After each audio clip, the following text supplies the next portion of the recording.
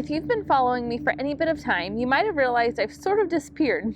No new videos, no blog posts, no emails, not really anything. The last 5 weeks have definitely been out of the normal for me, but for a very exciting reason. My husband and I are expecting our very first baby, and I am excited to share that it is a boy. When I first found out, I knew life would be changing in huge ways, but I still thought I'd be able to keep up on daily tasks in the garden, around the coop, and doing tasks like writing new articles and filming videos.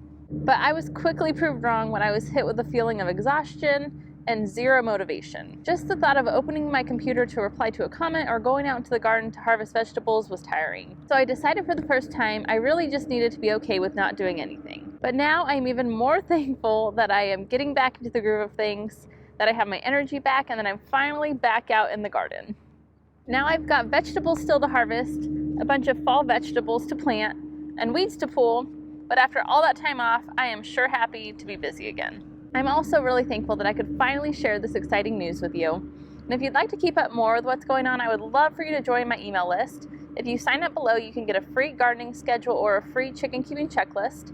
And then you'll get my weekly newsletter where I share tips on gardening and raising chickens and recipes and all kinds of other fun things that are going on. So I would love for you to be a part of that. If you would also like to watch another video, be sure to click on this one here where I share how to plant onions, which is one of my most favorite fall vegetables that is super easy to plant.